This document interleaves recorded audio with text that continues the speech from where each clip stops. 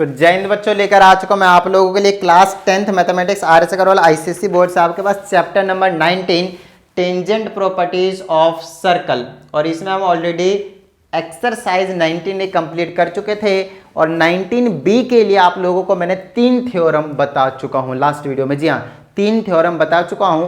उन्हीं 3 थ्योरम के बेस पे प्लस 19A में जो 3 थ्योरम थे उनका यूज करेंगे और 18 चैप्टर में एंगल एंड साइक्लिक प्रॉपर्टीज में जो आपको मैंने कंसेप्ट बताए थे, थ्योरम्स बताए थे, ऑफ कोर्स उनका तो यूज होना ही होना है। साथ ही यहाँ पे आपके पास सिमिलैरिटी का भी कंसेप्ट जो है वो यूज हो सकता है। जी हाँ, सिमिलैरिटी का जो आपके पास कंसेप्ट है वो यूज हो सकता है, तो आपको यहाँ पे सारी चीज़ों का ध्यान रखना है। तो चलिए बात करते हैं हम। सबसे पहले अपने क्वेश्चन, सबसे पहले हम यहाँ पे जो डिस्कस करने वाले आपका जो अपना है वो क्या रहता है आपके पास, सॉल्व एग्जाम्पल्स। तो सबसे पहले एग्जाम्पल नंबर 1 से स्टार्ट करते हैं। तो इसमें आपके पास एक फिगर गिवन है, नहीं गिवन है तो चलिए बना लेते हैं।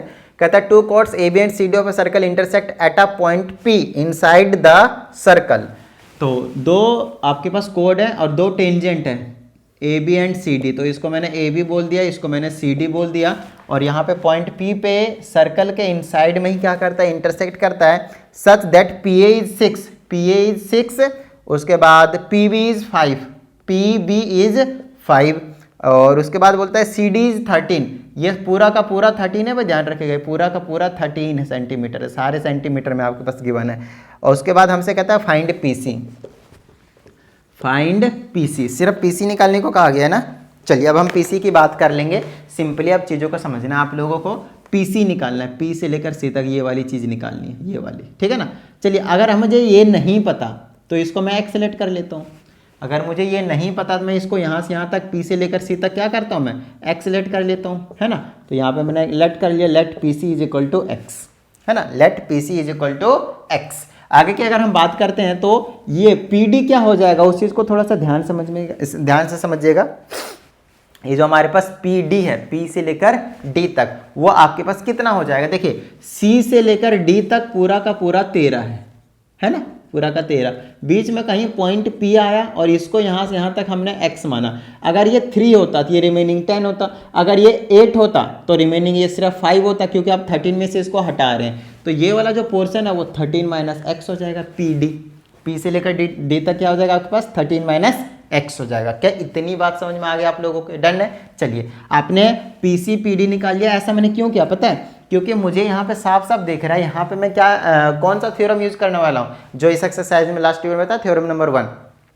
अगर दो टेंजेंट इंटरनली या फिर एक्सटर्नली अगर इंटरसेक्ट करते हैं तो उनके जो सेगमेंट्स होंगे वो उनका जो प्रोडक्ट होगा वो इक्वल होगा दूसरे कोड के सेगमेंट्स के इक्वल। मतलब ये जो P है वो AB को 2 सेगमेंट में डिवाइड कर रहा है, PA एंड PB।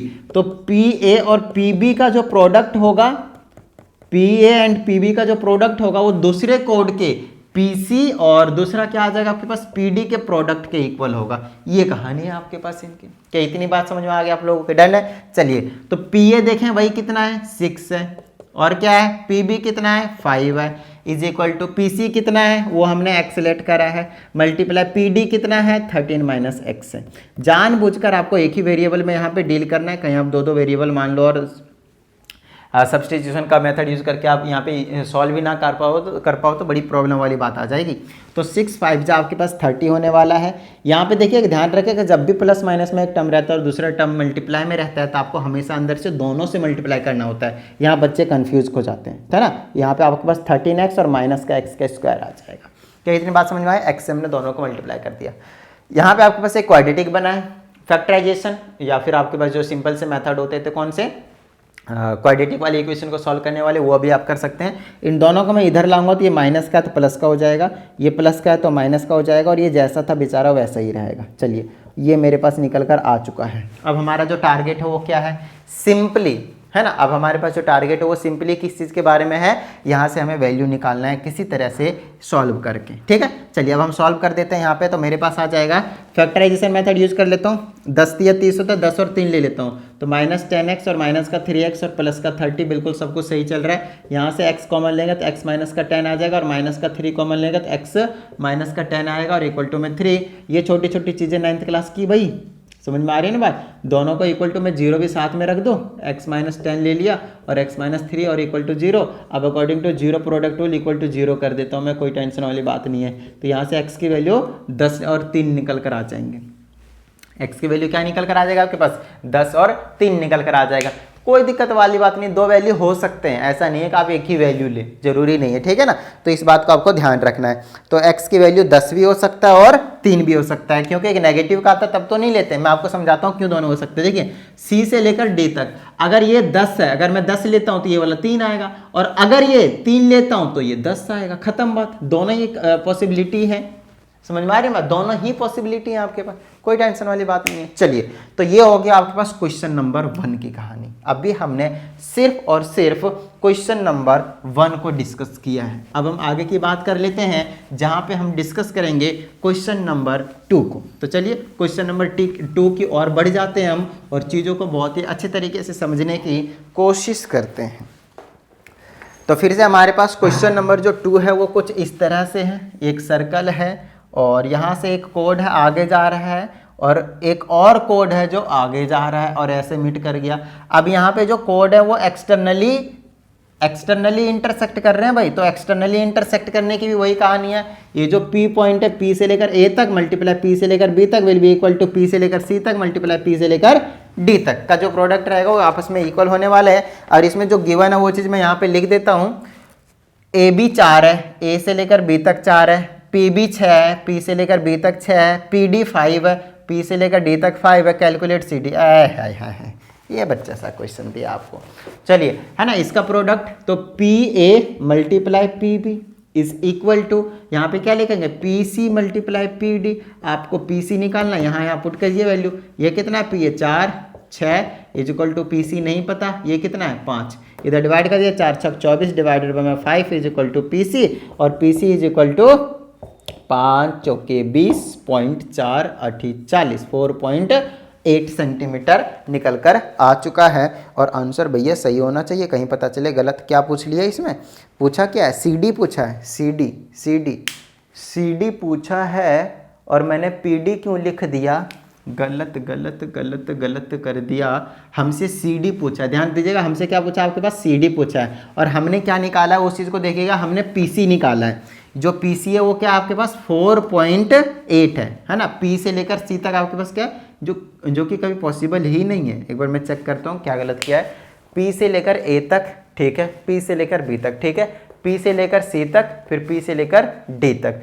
तो यहाँ पे और मैं वैल्यू चेक करता हूँ कौन कौन सा क्या क्या गलत दिया हुआ है, या फिर मैंने गलत लिख दिया। AB 4 है और PB 6 है, ठीक है, ये भी सही है। PD आपके पास 5 है, ये भी सही है। कैलकुलेट द लेंथ, ये भी सही है। तो यहाँ पे आपके पास PA, ओहो PA नहीं दिया हुआ है ना, हमें तो PA यहाँ पे लेना था। मैंने यहाँ पे 4 ले लिया, ये गलत कर दिया, हमें PA लेना है। तो इसके जगह हमें कितना लेने की जरूरत पड़ेगी, 10 लेने की जरूरत पड़ेगी। चीज़ों को समझिएगा, ये PA 4 नहीं है, P से लेकर A तक तो यहाँ है ना। आपको ये थ्योरम्स के बारे में बहुत अच्छे तरीके से समझने के लिए पिछली वाली वीडियो को प्लीज़ देख लीजिएगा, तभी ये समझ में आएंगे, नहीं तो नहीं आएंगे, ठीक है ना। मैंने यहाँ पे PA की जगह 4 लग दिया, जबकि वो AB की वैल्यू थी। तो PA पूरा का पूरा 4 और 10 कितना रहने वाला आपके पास, 6 रहने वाला है। बताइए, यहाँ तक किसी तरह की कोई प्रॉब्लम नहीं ना। चलिए अब सॉल्व कर दीजिए, है ना। यहाँ से हमने क्या निकालना पड़ेगा, PC निकलेगा बेसिकली। तो पहले मैं PC के निकाल देता हूँ, ये आ जाएगा 60, ये 5 नीचे आ जाएगा, 60 और 5 नीचे आ जाएगा, ये PC निकल आ जाएगा 12। हमने PC की वैल्यू निकाला है 12, जो कि हमें इंफॉर्मेशन मिला है उसके अकॉर्डिंग, बट हमें निकालना था CD। तो CD कैसे निकलेगा, PC में से माइनस कर दीजिए PD को। देखिए पूरे PC में से अगर मैं PD को हटा दूँ तो CD बचेगा। सो CD will be equal to PC, अभी हमने 12 निकाला, उसमें से PD को 5 हटा दीजिए, CD कितना आ जाएगा आपके पास 7 सेंटीमीटर, खत्म बात। तो कहीं इतना बड़ा था वो नहीं था क्वेश्चन, लेकिन बस वही बात है, चीज़ों को थोड़ा सा केयरफुली करना है और कुछ नहीं, बाकी सारे नॉर्मल सी चीज़ें हैं, ठीक है ना। चलिए, ये सेकंड नंबर का क्वेश्चन था। अब चलते हैं हम कहाँ पे, तीसरे नंबर के क्वेश्चन के पास, और चेकआउट करते हैं कि तीसरे नंबर के क्वेश्चन में क्या कहा जाता है। जैसे जैसे आप एक्सपर्ट होते चले जाएंगे वैसे वैसे मैं थोड़ा सा लीनियंटली सॉल्व करता चला जाऊंगा। कहने का मतलब ये सिर्फ बताकर आगे निकलता चला जाऊंगा। अभी तो थोड़ा सा आपको एक बार प्रैक्टिस करवाना जरूरी है ना। ये आपके पास कोड है, सॉरी ये टेंजेंट है आपके पास, और यहाँ से यहाँ पे ऐसे करके कोड है, ये वाला 8 सेंटीमीटर है, ये वाला T है, ये वाला P है, ये वाला 5 है, ये वाला पॉइंट A है और ये वाला आपके पास X है और ये वाला पॉइंट आपके पास B है ना। 2 पार्ट है इसके पास, हमें X बताना है दोनों ही क्वेश्चन में। चलिए दोनों को एक साथ सॉल्व करेंगे आज, दोनों को एक साथ सॉल्व करेंगे, है ना, दोनों को एक साथ मारेंगे, ठीक है। चलिए यहाँ से यहाँ पे आ जाते हैं, यहाँ पे T कर देते हैं, यहाँ पे P कर देते हैं, ये X हो जाएगा, ये पॉइंट A हो जाएगा, ये वाला पॉइंट B हो जाएगा, ये वाला 7 सेंटीमीटर है, ये वाला 12 सेंटीमीटर है। यहाँ पे हम थ्योरम नंबर 3 का यूज़ करने वाले हैं। थ्योरम नंबर 3 का क्या कहना था वो मैं थोड़ा सा आपको याद दिला देता हूँ। तो उनका कहना था कि भाई अगर आपके पास एक टेंजेंट और एक कोड दिया हुआ है और अगर वो एक्सटर्नली इंटरसेक्ट करते हैं तो जो कोड के सेगमेंट होंगे उनका जो प्रोडक्ट होगा वो किसके इक्वल होगा, वो टेंजेंट के स्क्वायर के इक्वल होगा। तो यहां पे हमारे पास जो टेंजेंट जो कोड है वो ये है, इसका सेगमेंट होगा PB इंटू में PA, PB इंटू में PA, इसका प्रोडक्ट जो है वो आपके पास PT जो टेंजेंट है उसके स्क्वायर के इक्वल होगा, ये इनका कहना है। तो PB कितना है, P से लेकर B तक वो 5 + x है, कितना आपके पास 5 + x है, मल्टीप्लाई P से लेकर A तक कितना आपके पास सिंपली 5 है, इस इक्वल टू PT का स्क्वायर कितना है, तो 8 का स्क्वायर है। यहाँ से x निकाल दीजिए, 5 से दोनों को मल्टीप्लाई करना है तो 5 आ जाएगा, 5x आ जाएगा, 25 64, 5x इधर रखिए, 64 में से माइनस कर दीजिए 25, 5x = 14 में 5 जाएगा तो कितना बचेगा, 9 बचेगा, 5 में 2 जाएगा, 3 बचेगा, x की वैल्यू आ जाएगी 39 डिवाइडेड बाय 5, कैंसिल कर दीजिए, 5 7 35, 4 बचा 25 40, 7.8। चेक कर लें एक बार आंसर, बिल्कुल सही आंसर, तो 7.8। सेम कंसेप्ट हम यहाँ पे अप्लाई करेंगे। तो यहाँ से यहाँ पे इनके सेगमेंट होंगे P से लेकर B तक और प्रोडक्ट में P से लेकर A तक विल बी इक्वल टू 12 का स्क्वायर, खत्म बात। तो PB कितना हो जाएगा आपके पास, ऑफ कोर्स x + 7 और PA कितना आपके पास x और इज इक्वल टू मल्टीप्लाई में है और ये आ जाएगा 144, x से मल्टीप्लाई करेंगे x² प्लस का 7x, इसको अंदर लाइए 144 और इक्वल टू में 0। इसको आपको ब्रेक करना है, सॉल्व करना है, खत्म कहानी करनी है। 144 तो मेरे माइंड में स्ट्राइक नहीं कर रहा है तो मैं क्वाड्रेटिक वाला फॉर्मूला यूज करूंगा ऑफ कोर्स। तो x = -b plus minus root के अंडर में b² - 4ac डिवाइडेड बाय में 2a, ठीक है। चलिए तो x = माइनस यूँ ही छोड़ूंगा, b की जगह 7 है प्लस माइनस रूट के अंडर में b का स्क्वायर, तो 7 का square 49 minus 4ac, 4 multiply a की जगह पे 1 है और c की जगह पे माइनस का 144 है डिवाइडेड बाय 2 मल्टीप्लाई a की जगह 1 है।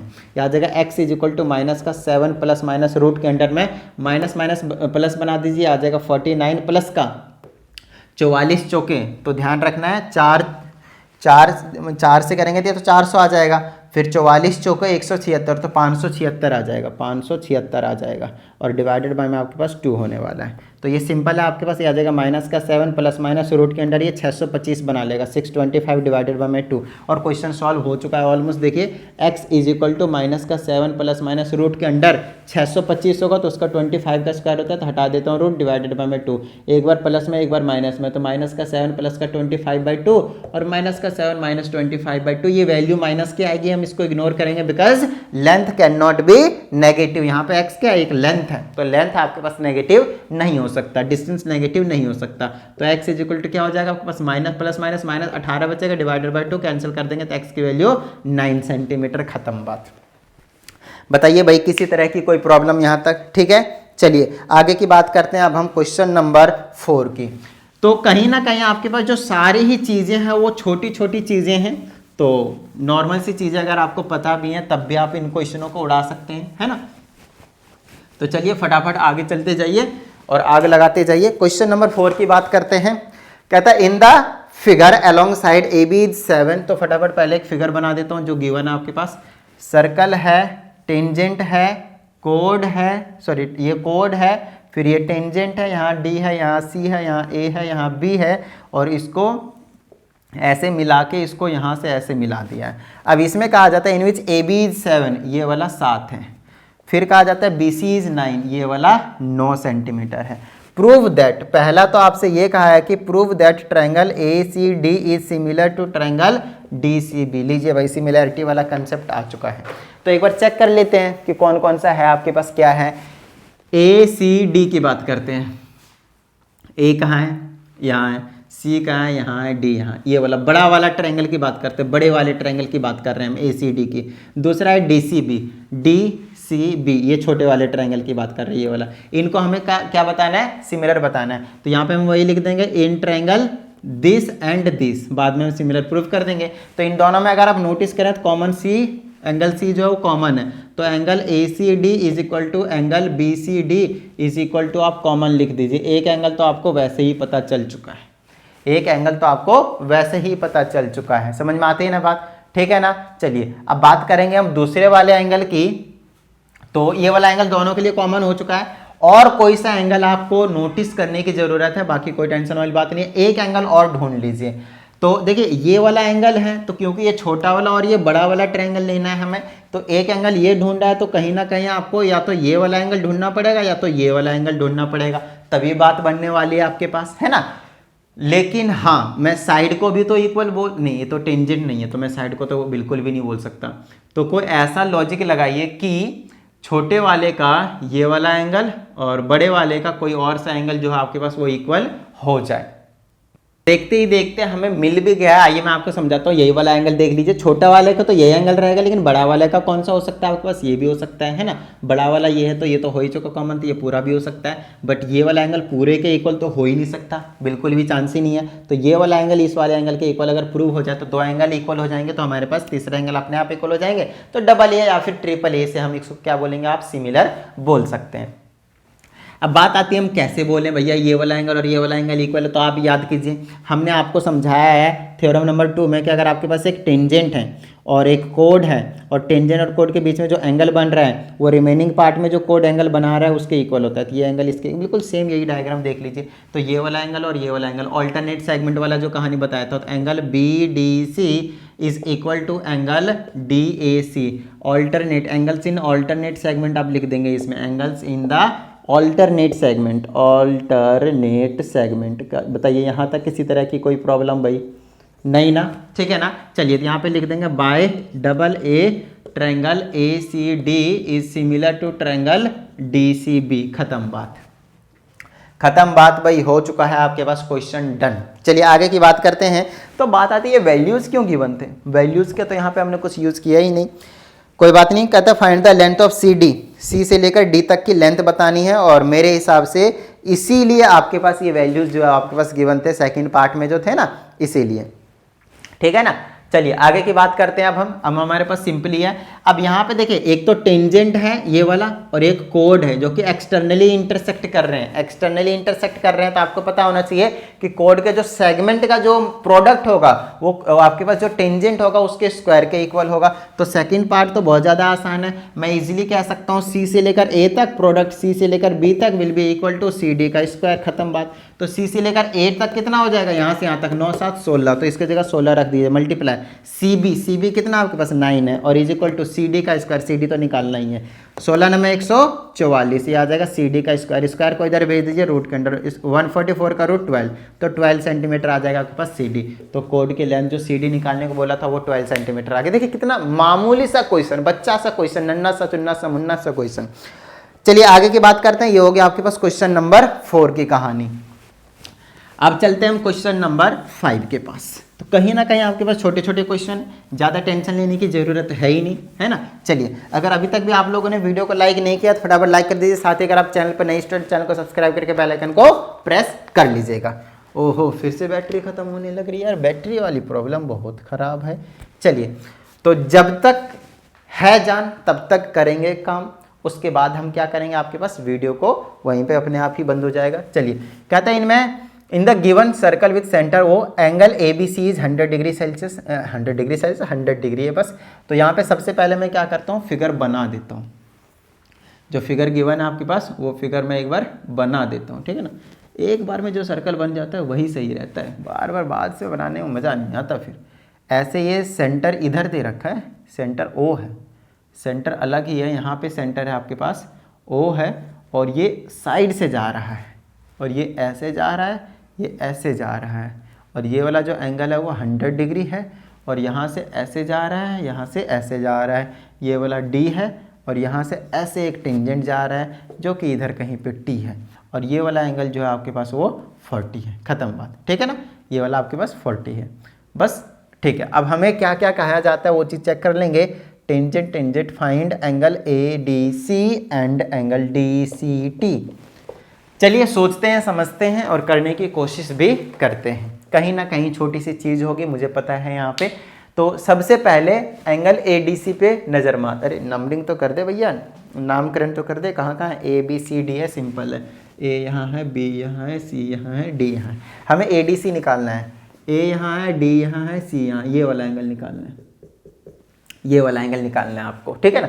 तो यहाँ से हम क्या करेंगे, तो उसके लिए ऐसा करते हैं, अच्छा ओके ओके, यहाँ से हम क्या करेंगे, ये वाला एंगल जो है, ये वाला एंगल यहाँ पे जो ये जो एंगल होगा, लेकिन हमें तो ये एंगल भी नहीं पता ना, लेकिन पता है, आइए मैं आपको समझाता हूँ कैसे पता है। ये वाला रेडियस नहीं है कि मैं 90 डिग्री बोल सकता हूँ, तो कोड है, तो बिल्कुल भी नहीं कह सकता। चलिए अब दूसरा कुछ और दिमाग लगाइए। हाँ दिमाग लग गया।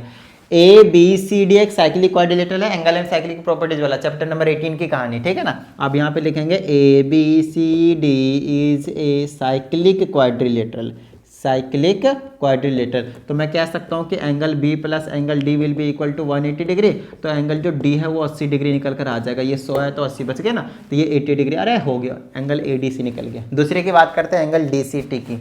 D यहाँ है, C यहाँ है, T यहाँ, मतलब इस वाले एंगल की बात करते हैं। ध्यान दीजिएगा, ये कोड और ये टेंजेंट के बीच का एंगल है, तो ये वाला जो एंगल है वो ये जो कोड है रिमेनिंग पार्ट में जहां भी एंगल बना रहा होगा उसके इक्वल होगा। तो जितना ये होगा उतना ही ये वाला होगा। तो हमें ये निकालने की जरूरत नहीं है, मैं ये वाला निकाल लूंगा, बस खत्म बात। अच्छा ये वाला मैं एंगल कैसे निकालूं, तो सिंपल सी बात है भैया, 40 और 80 कितना हो गया, 120, तो ये कितना बच गया, 60 डिग्री। बताइए कैसे, angle sum property in triangle ADC, खत्म बात, ठीक है ना। ये वाला 60 डिग्री, तो DCT ये एंगल इक्वल होगा कौन से रीजन से, टेंजेंट कोड वाले थ्योरम जो कहानी थी है ना, कि एंगल सबटेंडेड बाय द कोड एंड द टेंजेंट, है ना, at any point at the point of contact is equal to the angle subtended by the कोड at the remaining on the remaining part of the circle, ठीक है ना। Alternate segment में ये वाला alternate वाला सेगमेंट, ये ऑल्टरनेट सेगमेंट वाला एंगल है और कुछ नहीं, ये लिखिए या फिर ऑल्टरनेट सेगमेंट लिख दीजिए, बात एक ही है। तो ये वाला 60 डिग्री, तो ये भी कितना आ जाएगा आपके पास, 60 डिग्री। कर लें चेक एक बार आंसर भी साथ में, और आंसर भी सही है, कोई टेंशन वाली बात नहीं है। चलिए आगे की बात कर लेते हैं हम, और ये हो चुका है आपके पास क्वेश्चन नंबर 5 का खात्मा, ठीक है।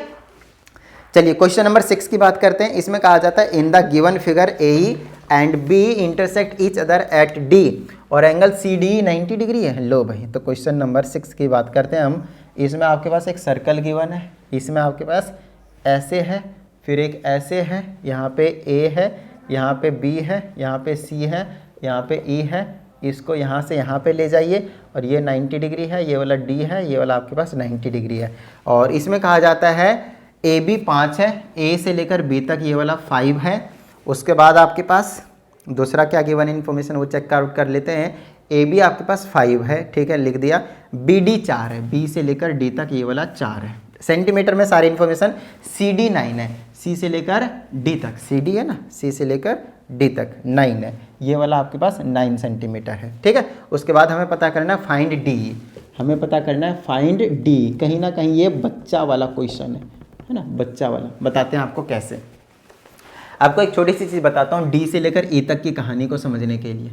आपको पता है दो कोड इंटरनली इंटरसेक्ट कर रहे हैं, तो जो पॉइंट होगा वो क्या करेंगे, उनके सेगमेंट का प्रोडक्ट इक्वल होगा। तो मैं D से लेकर A तक मल्टीप्लाई में D से लेकर E तक किसके इक्वल होगा, D से लेकर C तक मल्टीप्लाई में D से लेकर B तक। बताइए हाँ या नहीं। हमें DE निकालना है। क्या हमें DA पता है, नहीं पता, तो DA तो ढूंढो ना पहले। D निकालना है, ये भी पता होना चाहिए, ये भी पता होना चाहिए, ये भी पता होना चाहिए। DC भी पता है, DB भी पता है, DC भी पता है, DB भी पता है, सिर्फ DA चाहिए। DA के लिए आपको हिंट दिया, ये 90 डिग्री तो ये भी 90 डिग्री हो जाएगा। Vertically opposite angle, vertically opposite angle, ये 90 डिग्री है तो ये आपके पास राइट एंगल ट्रायंगल हो गया। ये राइट एंगल ट्रायंगल ऐसे बना है, ये 5 है, ये 4 है, तो ये 3 निकल कर आ जाएगा। पाइथागोरस लगा दीजिए, खत्म बात। ये वाला हाइपोटेनियस है, ये परपेंडिकुलर, ये बेस, समझ में आ गई ना बात। तो ये कितना निकल कर आ गया, 3 मल्टीप्लाई आ जाएगा DE, और DC कितना है भैया 9, DB कितना है 4, यहाँ से DE निकाल दीजिए। 3 को डिवाइड में भेज दीजिए, है ना, ये आ जाएगा 4 3 12, तो डी की वैल्यू कितनी आ जाएगी आपके पास 12 सेंटीमीटर। लीजिए क्वेश्चन नंबर 6 की कहानी कंप्लीट हो चुकी है। समझ में आती है बात, डन है, क्लियर है। चलें आगे, चलिए भाई बढ़ जाते हैं फटाफट, ठीक है ना। चलिए अब आगे के क्वेश्चन के पास पहुंच जाएंगे और क्वेश्चन नंबर हम 7 को नोटिस करें तो हमें पता चलेगा कि इसमें एक फिगर गिवन है, बड़ा ही कॉम्प्लिकेटेड सा फिगर लग रहा होगा देख के, लेकिन क्वेश्चन बहुत ज़्यादा आसान है। चलिए ये हमारे पास एक सर्कल है, इधर कहीं पे सेंटर है यहाँ पे, और यहाँ पे इस तरह से एक पॉइंट आया हुआ है और ऐसे एक टेंजेंट गया हुआ है ऐसे करके, और यहाँ से ऐसे करके ये मिला हुआ है, और ये वाला यहाँ से यहाँ पे मिल रहा है, बड़ा ही सब जगह से मिला दिया है भाई। चलिए ये P है, ये Q है, ये R है, ये O है, ये S है, ये T है, और कुछ पता है ये हमारा एंगल जो है वो x डिग्री है, ये वाला एंगल हमारे पास y डिग्री है। चलिए अब हमें क्या प्रूव करना है वो चीज़ चेक कर लेते हैं। हमें प्रूव करना है क्वेश्चन नंबर 7 में x डिग्री प्लस का 2 ऑफ y डिग्री और इज इक्वल टू में 90 प्रूव करना है, ये आपको प्रूव करना है। तो चलिए प्रूव कर देते हैं, कोई टेंशन वाली बात नहीं है। ओके अब हमें क्या करना है, मैं ना सिर्फ पी क्यू आर ट्रायंगल पे नोटिस रहूंगा, मेरा जो टारगेट है वो ये वाला एंगल निकालना है, ताकि मैं इसका क्योंकि इसमें एक्स वाई आ रहे हैं ना, तो एक्स वाई और ये जो भी एंगल आएगा इन तीनों का एंगल सम प्रॉपर्टी के हिसाब से सॉल्व कर दूंगा, एंगल सम प्रॉपर्टी लगा दूंगा और कुछ नहीं। सिर्फ हमें क्या करना है, उसमें एंगल सम प्रॉपर्टी लगा देना है। तो मुझे उसके लिए क्या करना पड़ेगा, ये वाला एंगल निकालना पड़ेगा। तो ये एंगल निकालना इतना आसान नहीं है, वो सेंटर है ना। अब 18 चैप्टर जो है एंगल एंड साइक्लिक प्रॉपर्टीज, उसका कंसेप्ट हमें इसमें यूज करना पड़ेगा, समझिएगा। सबसे पहले तो मैं ये यूज करूंगा कि ये एक कोड है, ये एक कोड है, ये एक टेंजेंट है, तो इसने जो एंगल बनाया है वो ऑल्टरनेट सेगमेंट के हिसाब से, ये जो कोड जो सेगमेंट में बना रहा है ऑल्टरनेट सेगमेंट में, ये वाला एंगल है इसके इक्वल होगा, तो मैं इसको थोड़ी देर के लिए y डिग्री बोलूंगा, है ना। ऑल्टरनेट सेगमेंट की वजह से ये एंगल और ये एंगल क्या होगा, आपके पास इक्वल हो गए। लास्ट वाली वीडियो जरूर देख लीजिएगा, 3 थ्योरम समझाएं तभी समझ में आएगा। चलिए अब आपको 18 चैप्टर से याद दिलाता हूं कि अगर एक आर को यहां से यहां तक नोटिस कीजिए, आर से लेकर क्यू तक या फिर क्यू से लेकर आर तक, तो यही वाला आर्क जो है वो सेंटर पे भी एंगल बना रहा है और यही वाला जो आर्क है वो आपके पास इस वाले रिमेनिंग पार्ट में भी बना रहा है। तो जो सेंटर वाला एंगल होता है वो डबल होता है, तो अगर ये y है तो ये क्या हो जाएगा आपके पास 2y है, 2y डिग्री हो गया, डबल हो गया। चलिए अब अगर ये 2y है तो आपको पता है कि ये वाला ट्रायंगल QOR, जी हाँ QOR की बात कर रहा हूं, ये रेडियस है, ये रेडियस है, तो ये एंगल जितना होगा उतना ही एंगल आपके पास ये भी होगा, है ना। जितना एंगल ये होगा उतना ही एंगल ये भी होगा आपके पास, कोई टेंशन वाली बात नहीं है। तो इसको मैंने Z माना तो ये भी Z हो जाएगा, है ना। Angles opposite to the equal sides are equal, तो मैं इसमें पहले इन ट्रायंगल QOR लगा दूंगा, in triangle QOR angle sum property 2y plus का Z, ये 2 है, और इक्वल टू में कितना हो जाएगा 180 डिग्री एंगल सम प्रॉपर्टी, ठीक है ना, ASP। चलिए यहां से z की वैल्यू निकालेंगे तो क्या आएगा 2y प्लस का 2z और इज इक्वल टू में 180, यहां से 2 कॉमन ले लीजिए, y plus z is equal to 180, y plus z 2 से डिवाइड कर देंगे तो 90, और यहां से अगर मैं z की वैल्यू निकालता हूं तो 90 माइनस y डिग्री, खत्म बात। तो ये जो एंगल आया है ये वाला एंगल वह आपके पास 90 माइनस y डिग्री, क्लियर होती है इतनी बात, ठीक है। अब कोई टेंशन वाली बात नहीं, अब यहाँ पे आप लीनियर पेयर लगा के ये निकाल लीजिए, या फिर ये PQR ट्रायंगल में इन ट्रायंगल PQR आप एक तो ये निकाल कर आप एंगल सम प्रॉपर्टी लगा सकते हैं, नहीं तो आप डायरेक्टली ये काम कर सकते हैं कि एक्सटीरियर एंगल सम प्रॉपर्टी लगा सकते हैं। PQR का ये वाला ट्रायंगल नोटिस कीजिए, ये एक्सटीरियर एंगल का काम करेगा, तो मैं कह सकता हूं कि 90 माइनस y डिग्री किसके इक्वल होगा, बाकी दोनों रिमेनिंग एंगल जो होंगे ना अपोजिट वाले, ये वाले इंटीरियर अपोजिट एंगल के सम के इक्वल होगा। ये एक्सटीरियर एंगल सम प्रॉपर्टी के हिसाब से लिखा है मैंने, exterior angle sum property full form में लिख दीजिएगा। अब y को इधर उधर कर दीजिए, क्या हो गया 90 इधर रखिए, y उधर भेज दीजिएगा तो x प्लस का 2y हो जाएगा, y बाई 2y डिग्री हो जाएगा x डिग्री, और यही चीज़ तो आपको प्रूव करना था, हेंस प्रूव्ड। बताइए यहाँ तक किसी तरह की कोई प्रॉब्लम आप लोगों को नहीं है ना। तो ये हो गया आपके पास क्वेश्चन नंबर 7 में, और कभी भी क्योंकि ये बंद हो सकता है तो मैं खुद ही बंद कर देता हूँ, कोई टेंशन वाली बात नहीं है। बाकी जो रिमेनिंग क्वेश्चन है उसको ऑफकोर्स हम क्या करने वाले हैं, नेक्स्ट वीडियो में डिस्कस करने वाले हैं। तो आप लोगों को जो काम रहता है हमेशा की तरह वीडियो को लाइक करके, अगर आप चैनल पर एक नए स्टूडेंट, चैनल को सब्सक्राइब करके बेल आइकन को प्रेस कर दीजिएगा। चलिए मिलते हैं अगली वीडियो में, प्रैक्टिस करते रहिएगा। जय हिंद।